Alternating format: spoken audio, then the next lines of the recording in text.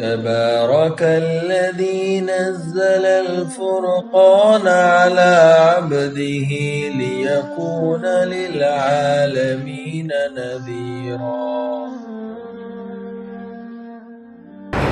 أعوذ بالله من الشيطان الرجيم. بسم الله الرحمن الرحيم. يا بني إسرائيل اذكروا نعمتي التي أنعمت عليكم وأني فضلتكم على العالمين. اے بنی اسرائیل، میری وہ نعمت یاد کرو جو میں نے تم کو عطا کی تھی، اور یہ بات بھی یاد کرو کہ میں نے تم کو سارے جہانوں پر فضیلت عطا فرمائی تھی. اس آیت کے جو مخاطب ہیں حضور صلی اللہ علیہ وسلم کے زمانے کے یہود ہیں، لیکن عموم کے اعتبار سے اگر دیکھا جائے تو اللہ تبارک و تعالی اس آیت مبارکہ کے اندر ان احسانات اور انعامات کا ذکر فرما رہے ہیں جو اللہ تبارک و تعالی نے بنی اسرائیل پر کیے تھے، جو ان کے باپ دادا تھے ان پر کیے تھے. اور دیکھا یہ جاتا ہے کہ جب احسانات باپ دادا پر کیے جائیں تو اولاد بھی ان احسانات اور انعامات سے فائدہ اٹھاتی ہے. اکثر دیکھنے میں یہ آتا ہے. تو یہاں پر اللہ تبارک و تعالی بنی اسرائیل کو مخاطب فرما رہے ہیں کہ بنی اسرائیل، میں نے تم پر بہت ساری نعمتیں اور بہت سارے احسانات تمہیں عطا کیے ہیں. اب تم پر یہ لازم اور واجب ہے کہ تم میرے احسانات کو پہچان کر، میرے انعامات کو پہچان کر میری فرما برداری اختیار کرو اور میرے احکامات سے نافرمانی مت کرو اور بجائے روگردانی کے اطاعت گزار بن جاؤ. اللہ تبارک و تعالیٰ اس آیت مبارکہ کے اندر یہی بات بیان فرما رہے ہیں.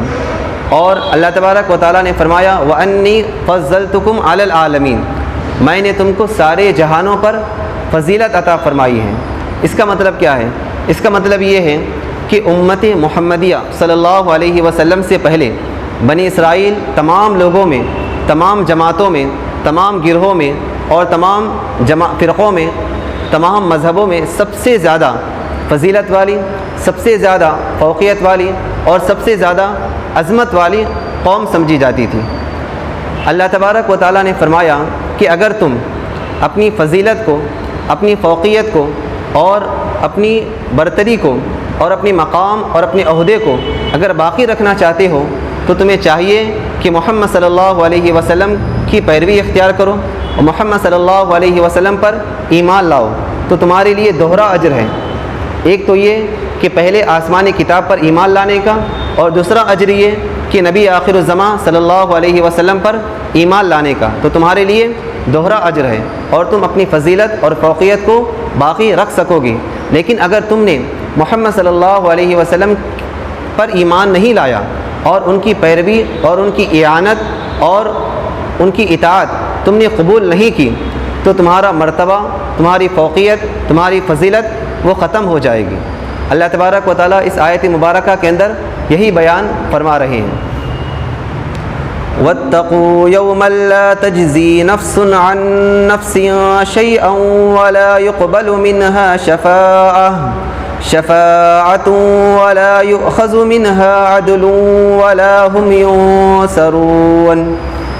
اور ڈرو اس دن سے کہ جس دن کوئی کسی کے کچھ کام نہ آ سکے گا اور نہ کسی سے کوئی سفارش قبول کی جائے گی اور نہ ان سے کسی قسم کا فدیہ لیا جائے گا اور نہ کوئی ان کی مدد کر پائے گا. یوما سے مراد یہاں پر قیامت کا دن ہے، اور قیامت کے دن سے اللہ تبارک و تعالی بنی اسرائیل کو ڈرا رہے ہیں کہ اگر تم حضور صلی اللہ علیہ وسلم کی بات کو نہیں مانو گے اور ان کی اطاعت اور پیروی نہیں کرو گے تو ایک نہ ایک دن تمہیں آخرت کے اندر جمع ہونا ہے. آخرت کے اندر تمہیں جمع ہونا ہے اور قیامت کے دن تم سب کو جمع کیا جائے گا.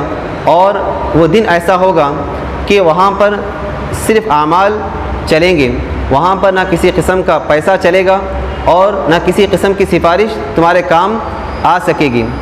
اور یہاں پر مطالبے سے مراد یہ ہے، مطالبے کا مطلب یہ ہے کہ کسی کے نماز روزے کے مطالبے کے بدلے میں کوئی آدمی اگر یہ کہہ دے کہ میری نماز روزہ اس کو دے دو اور اس کا حساب کتاب ختم کر دو، تو یہ بھی نہ ہو سکے گا۔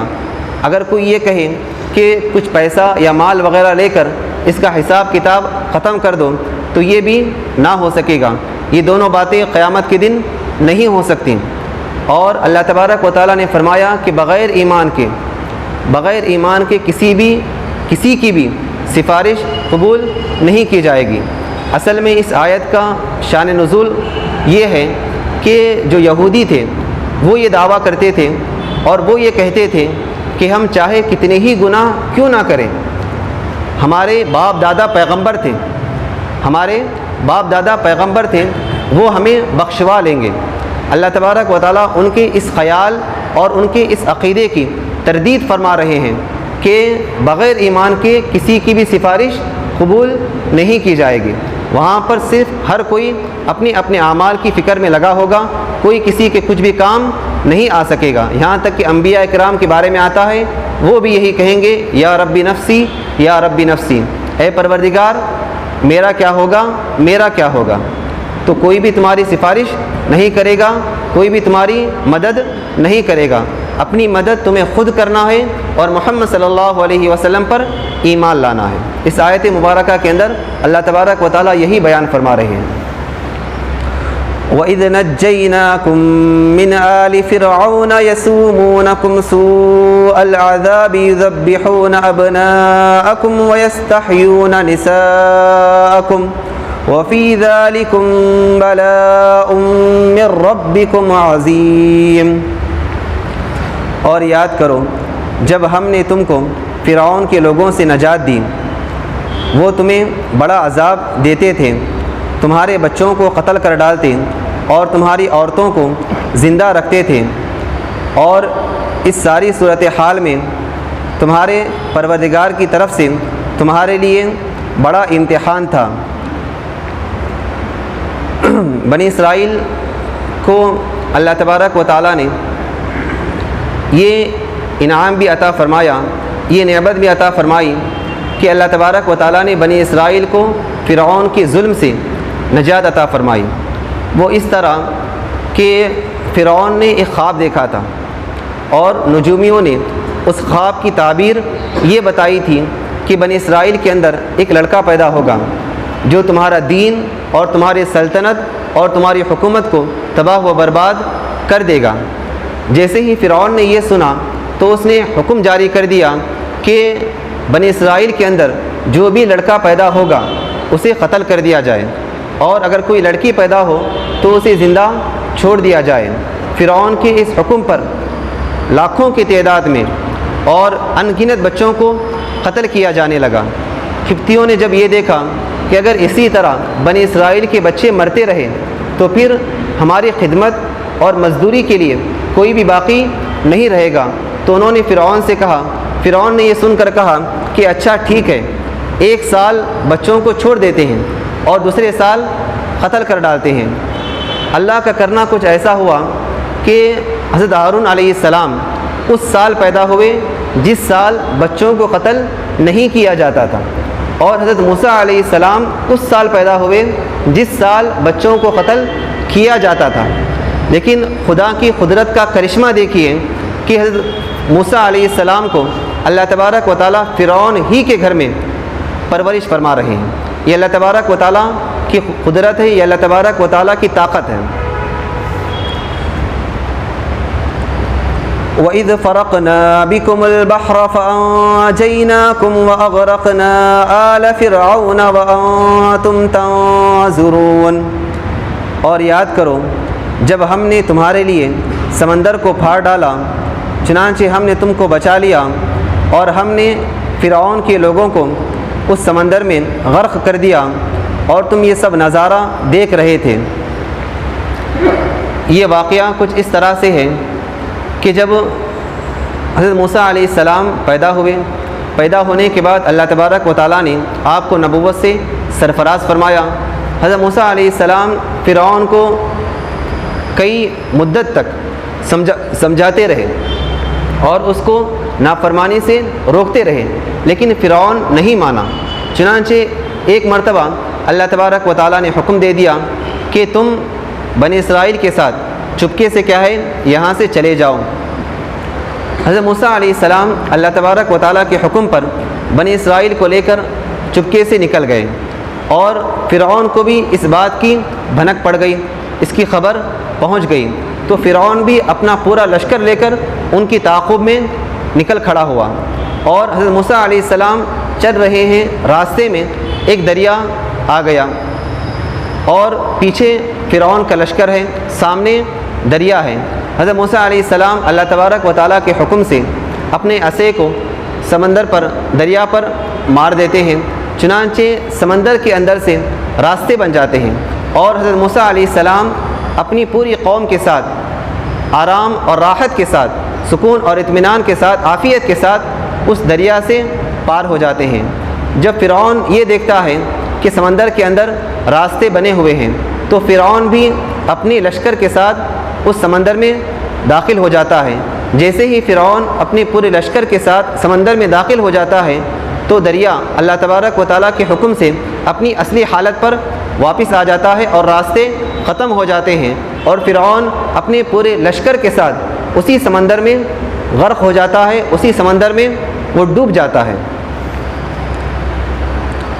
وَإِذْ وَاعَدْنَا مُوسَىٰ 40 لَيْلَةً ثُمَّ اتَّخَذْتُمُ الْعِجْلَ مِن بَعْدِهِ وَأَنتُمْ ظَالِمُونَ۔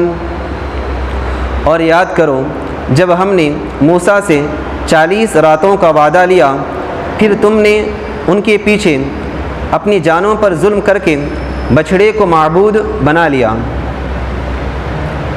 یہ قصہ کچھ اس طرح سے ہے کہ جب بنی اسرائیل فرعون کے لوگوں سے اور فرعون کے ظلم سے نجات پا گئے، اور انہیں یہ اطمینان ہو گیا کہ ہم سکون اور اطمینان کے ساتھ زندگی بسر کر سکتے ہیں، تو بنی اسرائیل نے حضرت موسیٰ علیہ السلام سے عرض کیا کہ آپ ہمارے لیے کوئی شریعت، کوئی دستور لائیے اپنے رب کے پاس سے، اپنے پروردگار کے پاس سے، تاکہ ہم اس پر عمل کر کے اپنے رب کو راضی کر لیں۔ چنانچہ حضرت موسیٰ علیہ السلام نے اللہ تبارک و تعالیٰ سے عرض کیا۔ اللہ تبارک و تعالیٰ نے کہا کہ موسیٰ کوہ طور پر آ جاؤ۔ حضرت موسیٰ علیہ السلام کوہ طور پر جا کر 1 مہینے تک 30 دنوں تک مسلسل اللہ تبارک و تعالیٰ کی عبادت میں مشغول رہے، اور ساتھ ہی ساتھ روزہ بھی رکھتے تھے۔ جب 1 مہینہ مکمل ہو گیا تو اللہ تبارک و تعالیٰ نے حضرت موسیٰ علیہ السلام کو تورات عطا فرمائی، اور تورات عطا فرمانے کے بعد اللہ تبارک و تعالیٰ نے کہا کہ موسیٰ اور 10 دن کا اضافہ کر لو۔ اس کی وجہ کچھ یہ تھی کہ حضرت موسیٰ علیہ السلام 30 دن تک مسلسل روزہ رکھے ہوئے تھے، تو روزہ رکھنے کی وجہ سے ان کے منہ کے اندر سے جو بو آ رہی تھی، یہ اللہ تبارک و تعالیٰ کو بے انتہا پسند تھی۔ اللہ تبارک و تعالیٰ اسی پسند کے اظہار کے لیے اللہ تبارک و تعالیٰ نے حضرت موسیٰ علیہ السلام سے کہا کہ تم اور 10 دن کا اضافہ کر لو۔ جب یہ 40 دن مکمل ہو گئے، اور یہاں حضرت موسیٰ علیہ السلام کوہ طور پر 40 دن تک اللہ تبارک و تعالیٰ کی عبادت میں مشغول تھے، ادھر یہاں ان کی قوم میں ایک شخص تھا جس کا نام تھا سامری۔ اس نے سونے یا چاندی کا، مختلف روایات ہیں، سونے یا چاندی کا ایک بچھڑے کا ایک خاکہ بنایا، اور اس نے وہ مٹی جو حضرت جبرائیل علیہ السلام کے گھوڑے کے قدموں کے نیچے سے اس نے اٹھائی تھی اور اٹھا کر اپنے پاس رکھ لی تھی، اس نے وہ مٹی اس بچھڑے کے اندر، اس بچھڑے کے خاکے کے اندر اس نے ڈال دیا۔ جیسے ہی ڈالنا تھا کہ اس بچھڑے کے اندر جان پیدا ہو گئی، اور بنی اسرائیل کے جو جوہلا تھے، جو جاہل قسم کے لوگ تھے، انہوں نے اسی کو کیا ہے اپنا معبود سمجھ لیا، اور اسی کی عبادت اور اسی کی پرستش انہوں نے شروع کر دی۔ اللہ تبارک و تعالیٰ اسی کا تذکرہ اس آیت مبارکہ کے اندر بیان فرما رہے ہیں۔ یہ واقعہ بہت مفصل ہے، انشاءاللہ آگے تفصیل کے ساتھ آ رہا ہے۔ ثم عفونا عنكم من بعد ذلك لعلكم تشكرون۔ پھر اس سب کے باوجود بھی ہم نے تمہیں معاف کیا تاکہ تم شکر ادا کرو۔ بنی اسرائیل جو بچھڑے کو اپنا معبود بنا لیے تھے، اللہ تبارک و تعالیٰ نے اس کے باوجود بھی ان کو معاف کر دیا، کیونکہ انہوں نے ایک بڑا جرم کیا تھا۔ وہ جرم کیا تھا؟ وہ جرم یہ تھا کہ انہوں نے اللہ تبارک و تعالیٰ کے ساتھ اللہ تبارک و تعالیٰ کی ذات میں کسی اور کو شریک ٹھہرایا، اور شرک کرنا یہ سب سے بڑا جرم ہے۔ شرک کرنا بہت بڑا گناہ ہے۔ شرک کے بارے میں اللہ تبارک و تعالیٰ قرآن مجید کے اندر بیان فرماتے ہیں، ان اللہ لا یغفر ان یشرک بہ ویغفر ما دون ذلک لمن یشاء۔ اللہ تبارک و تعالیٰ مشرک کو کبھی بھی معاف نہیں فرمائیں گے، اس کے علاوہ جس گناہ کو بھی چاہیں اللہ تبارک و تعالیٰ معاف فرما دیں۔ تو شرک اتنا بڑا گناہ ہونے کے باوجود بھی اللہ تبارک و تعالیٰ نے انہیں معاف کر دیا۔ اور یہاں پر ایک بات یہ بھی نکل کر سامنے آتی ہے، یہ بھی ہمارے ذہنوں میں آ سکتا ہے کہ اللہ تبارک و تعالیٰ نے 40 دن کو خاص کیوں کیا؟ حضرت موسیٰ علیہ السلام سے جو 40 راتوں کا وعدہ لیا، یہ 40 راتوں کا وعدہ کیوں لیا؟ 30 کا بھی لے سکتے تھے، 50 کا بھی لے سکتے تھے، اس سے کم کا بھی لے سکتے تھے، اس سے زیادہ کا بھی لے سکتے تھے۔ 40 راتوں کا وعدہ لینے میں حکمت کیا ہے؟ نقطہ کیا ہے؟ تو مفسرین اکرام بیان فرماتے ہیں کہ حضرت آدم علیہ السلام کا جو خمیر تیار کیا گیا اس کے لیے بھی 40 دن لگے۔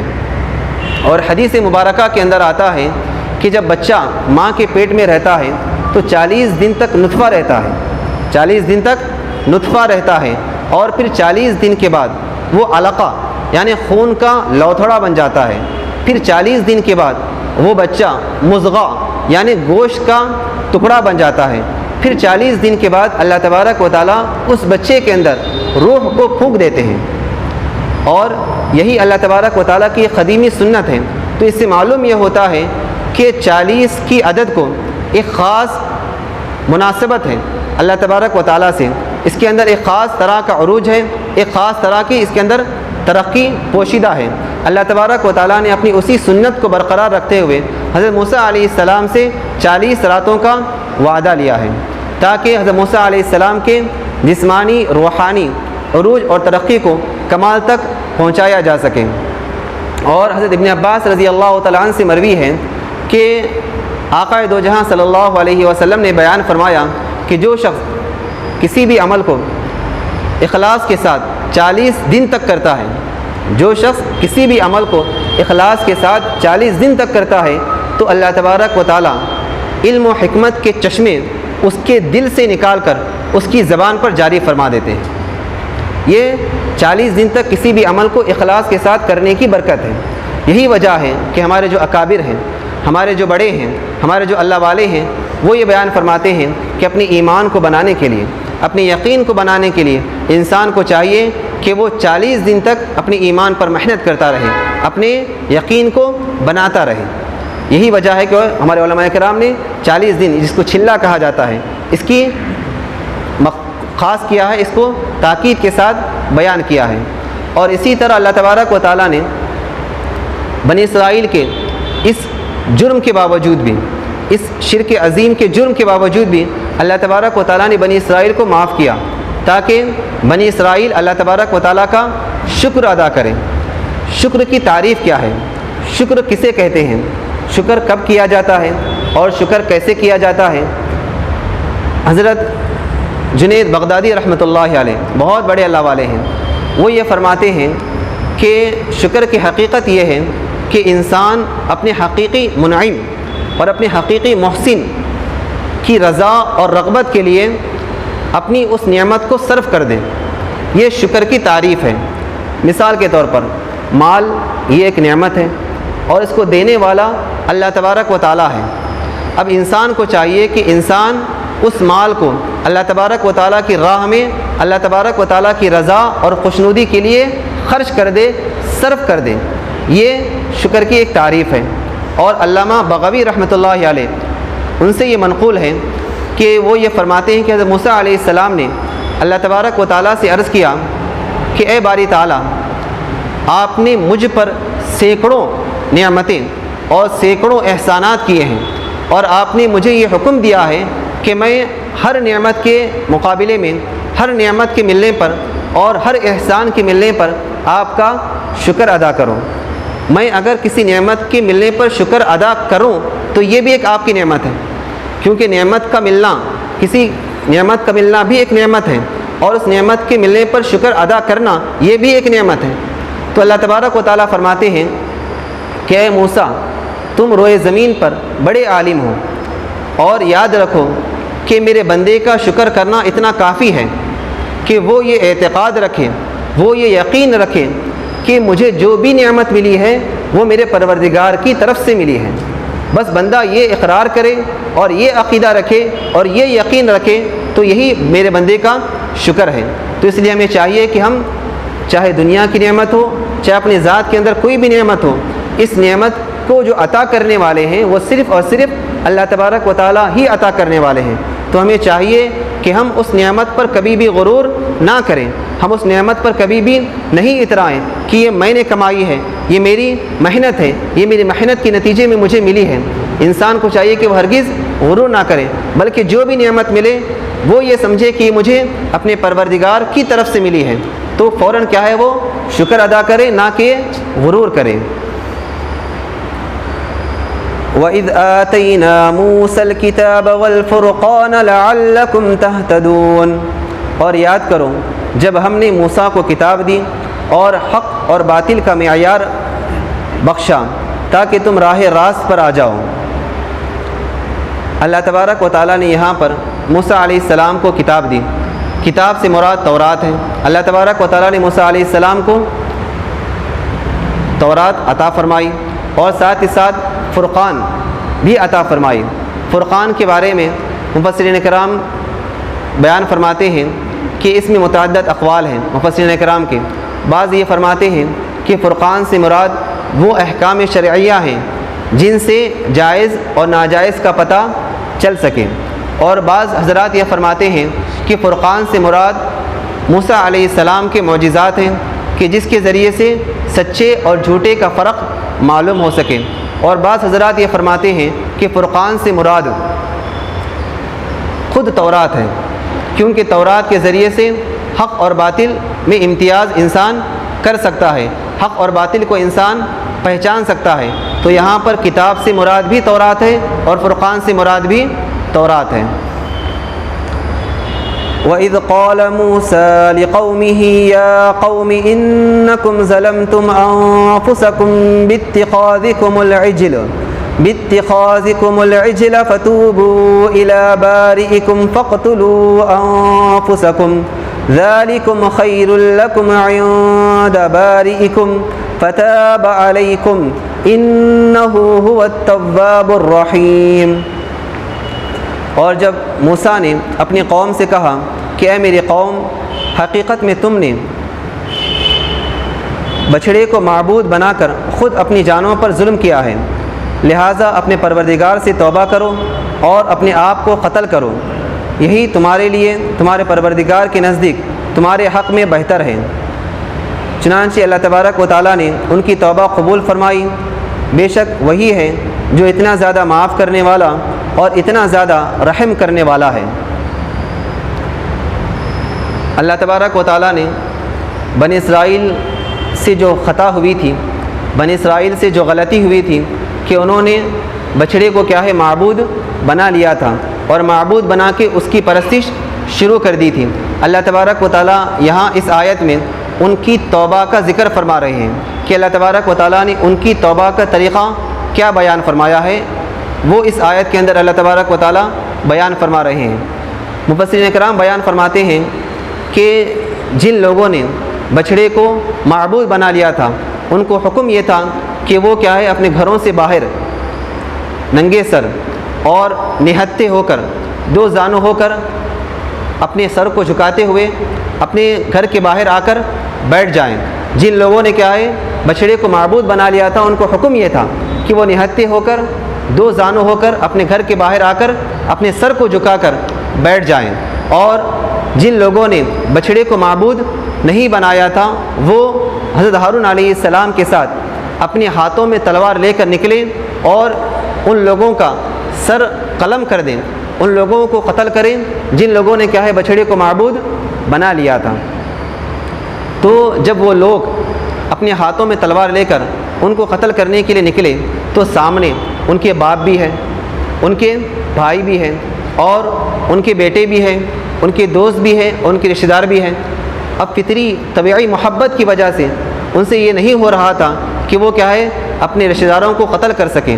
چنانچہ اللہ تبارک و تعالیٰ نے ان پر کرم یہ کیا، ان پر مزید انعام یہ کیا کہ ان پر ایک ابر کا کالا ٹکڑا ان پر بھیج دیا، اور وہ کالے ٹکڑے کی وجہ سے، ابر کے سائے کی وجہ سے اتنا اندھیرا ہو گیا کہ کوئی ایک دوسرے کو دیکھ نہیں سکتا تھا۔ مفسرین کرام بیان فرماتے ہیں پھر اس کے بعد ان کا قتل شروع ہوا، اور صبح سے لے کر شام تک اتنی مدت میں اور اتنے دیر میں 70,000 بنی اسرائیل کو قتل کیا گیا۔ کتنے؟ 70,000 بنی اسرائیل کو قتل کیا گیا۔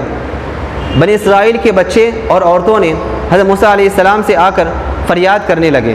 حضرت موسیٰ علیہ السلام کو بھی رحم آ گیا، اور حضرت موسیٰ علیہ السلام ننگے سر اللہ تبارک و تعالیٰ سے دعا مانگتے ہیں اور ان کی سفارش کرتے ہیں۔ اللہ تبارک و تعالیٰ ان کی دعا کو قبول فرماتے ہوئے یہ کہتے ہیں کہ جو لوگ مر چکے ہیں، جو لوگ قتل ہو چکے ہیں، ان کو کیا ہے شہید کا ثواب دیا جائے گا، اور جو لوگ باقی ہیں ان کو کیا ہے جہاد کا ثواب دیا جائے گا۔ اللہ تبارک و تعالیٰ نے مرنے والوں اور بچنے والوں دونوں کی توبہ قبول فرمائی۔ تو یہ بھی اللہ تبارک و تعالیٰ کا ایک بہت بڑا انعام تھا، ایک بہت بڑا احسان تھا بنی اسرائیل پر۔ اللہ تبارک و تعالیٰ نے اسی کا تذکرہ اس آیت مبارکہ کے اندر بیان فرمایا ہے، اور اسی طرح یہاں پر یہ فرمایا گیا ہے کہ ذالکم خیر لکم عند باریکم، یہی تمہارے لیے بہتر ہے تمہارے پروردگار کے نزدیک۔ اب انسان اپنے آپ کو قتل کرنا یا کسی اور سے قتل کروانا یہ انسان کے حق میں بہتر کیسے ہو سکتا ہے؟ اس کی وجہ کیا ہے؟ اس کی وجہ یہ ہے کہ انسان اپنے آپ کو قتل کروا کر، اپنے آپ کو قتل کر کے اللہ تبارک و تعالیٰ کے نزدیک سرخرو ہو رہا ہے۔ انسان اس دار فانی کو چھوڑ کر اپنی دار آخرت کو سنوار رہا ہے، اور انسان اللہ تبارک و تعالیٰ کی خوشنودی حاصل کرنے کے لیے اپنی جان نچھاور کر رہا ہے۔ تو اس سے بہتر انسان کے حق میں اور کیا ہو سکتا ہے؟ انسان اگر دنیاوی مقصد کے لیے، دنیاوی فائدوں کے لیے اپنے آپ کو قربان کر دے، اپنے آپ کو فنا کر دے، یا اپنے آپ کو قتل کروائے، تو یہ انسان کے لیے خسارے کی بات ہو سکتی ہے۔ لیکن اگر کوئی انسان اللہ تبارک و تعالیٰ کی خوشنودی کے لیے، اللہ تبارک و تعالیٰ کو منانے کے لیے اور اپنی آخرت کو سنوارنے کے لیے اپنے آپ کو قتل کروائے، تو یہ انسان کے لیے بہت بہتر ہے، انسان کے حق میں یہی سب سے زیادہ اچھی بات ہے۔ تو اسی کا تذکرہ اللہ تبارک و تعالیٰ نے اس آیت مبارکہ کے اندر بیان فرمایا ہے۔ حدیث مبارکہ کے اندر آتا ہے کہ اللہ تبارک و تعالیٰ اتنے زیادہ معاف کرنے والے ہیں اور اتنے زیادہ رحم کرنے والے ہیں کہ اگر کوئی انسان دن میں توبہ کرے اور پھر اس گناہ کو 70 مرتبہ کرے، اور اپنے اس گناہ پر نادم ہوتے ہوئے، شرمندہ ہوتے ہوئے پھر بھی اللہ تبارک و تعالیٰ سے معافی مانگے، تو اللہ تبارک و تعالیٰ اس کو کیا ہے معاف کر دیتے ہیں۔ اتنے زیادہ اللہ تبارک و تعالیٰ تواب ہیں، اتنے زیادہ اللہ تبارک و تعالیٰ رحیم ہیں۔ اللہ تبارک و تعالیٰ اپنے بندوں سے بے انتہا محبت کرتے ہیں، بلکہ اللہ تبارک و تعالیٰ اس بندے سے زیادہ خوش ہوتے ہیں کہ جس سے گناہ ہو جائے اور وہ اپنے گناہ پر نادم اور شرمندہ ہو کر اللہ تبارک و تعالیٰ سے کیا ہے معافی مانگے۔ اللہ تبارک و تعالیٰ اس بندے سے بے انتہا محبت فرماتے ہیں۔ کسی کہنے والے نے کیا خوب کہا ہے کہ خطا کو معاف کرنے والا رحمان ہے، اور خطا کر کے معافی مانگنے والا وہ انسان ہے، اور خطا کر کے اڑنے والا وہ شیطان ہے۔ اسی لیے ہمیں چاہیے کہ جب بھی غلطی ہو جائے، جب بھی گناہ ہو جائے، تو فوراً اللہ تبارک و تعالیٰ کی طرف رجوع کر لیں اور اللہ تبارک و تعالیٰ سے معافی مانگیں۔ کوئی انسان ایسا نہیں جو یہ دعویٰ کرے کہ مجھ سے گناہ نہیں ہوتا، کوئی انسان یہ ایسا دعویٰ نہیں کر سکتا کہ جو یہ کہے کہ مجھ سے خطا نہیں ہو سکتا۔ ہر انسان سے خطا ہوتی ہے، چاہے وہ نبی، چاہے وہ ولی کیوں نہ ہو۔ انبیاء معصوم ہوتے ہیں، چاہے وہ ولی کیوں نہ ہو، چاہے وہ قطب کیوں نہ ہو، چاہے وہ ابدال کیوں نہ ہو۔ ہر انسان سے خطا ہوتی ہے، ہر انسان سے غلطی ہوتی ہے۔ یہ میں نہیں کہہ رہا، بلکہ میرے آقا محمد رسول اللہ صلی اللہ علیہ وسلم کا قول ہے، کل بنی آدم خطاؤن وخیر الخطائین التوابون المستغفرون۔ ہر آدم کے بیٹے سے غلطی ہوتی ہے، اور بہترین غلطی کرنے والا وہ شخص ہے جو غلطی کے بعد فوراً اللہ تبارک و تعالیٰ سے معافی مانگے۔ تو جب بھی ہم سے کوئی غلطی ہو جائے فوراً اللہ تبارک و تعالیٰ سے معافی مانگیں، فوراً اللہ تبارک و تعالیٰ سے استغفار طلب کریں۔